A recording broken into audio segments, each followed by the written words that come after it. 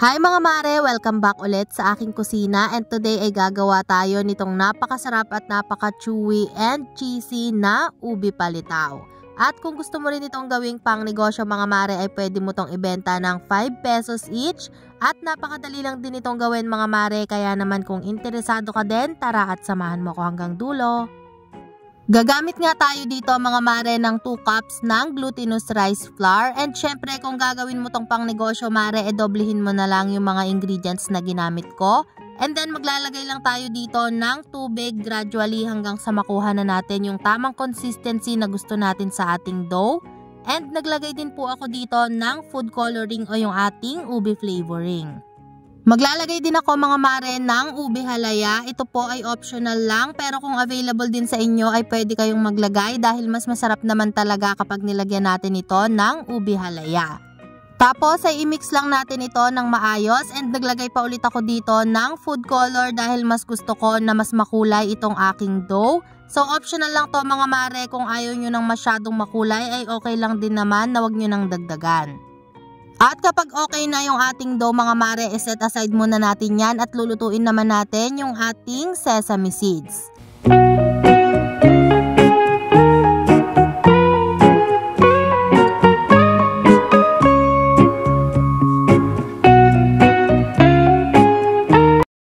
Kapag okay na at nag-brown na yung ating sesame seeds, isama lang natin to sa ating white sugar, and then i-mix lang natin to ng bahagya at isi-set aside din muna natin yan. Next naman mga mare ay okay na yung ating dough, kaya naman ang gagawin natin ay bibilugin na natin ito at maglalagay lang ako ng cheese bilang palaman. At kung ayaw nyo naman ng cheese mga mare, pwede kayong gumamit dito ng ube halaya bilang palaman para naman talagang ubing-ube itong ating ubi palitaw. At kung gusto nyo naman na mas extra special, pwede kayong maglagay ng palaman na ube na may kasamang cheese.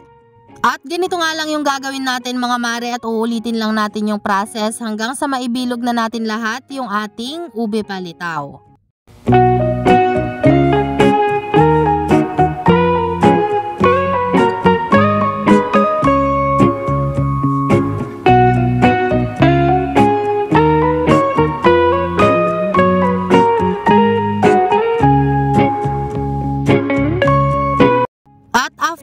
Mga mare ay nagpakulo na ako ng tubig, and then dito natin lulutuin yung ating mga ube palitaw.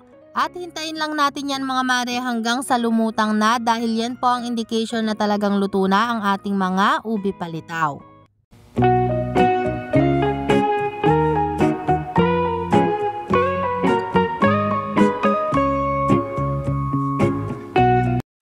Kapag nga ganitong nakalutang na mga mare, pwede na natin yang hanguin, and i-ready lang natin yung ating ginadgad na nyog para dito na natin ididiretso pagkahango yung ating mga ubi palitaw para po maiwasan natin na magkadikit-dikit.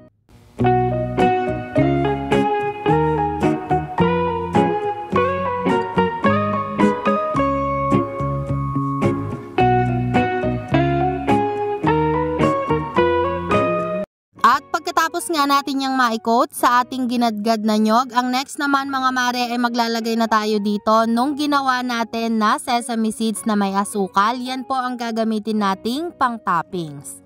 At ganun nga lang kadali mga mare, at meron na tayong ubi cheese palitaw na pwedeng nating gawing pang negosyo. Again, pwede nyo itong ibenta mga mare ng 5 pesos each, pwede nyong dagdagan o bawasan depende sa inyong nagamit na puhunan. So hanggang dito na lang mga mare, sana nagustuhan nyo ang ating pang negosyo recipe for today, and thank you so much guys for watching, and see you again sa ating susunod na pang negosyo recipe. God bless!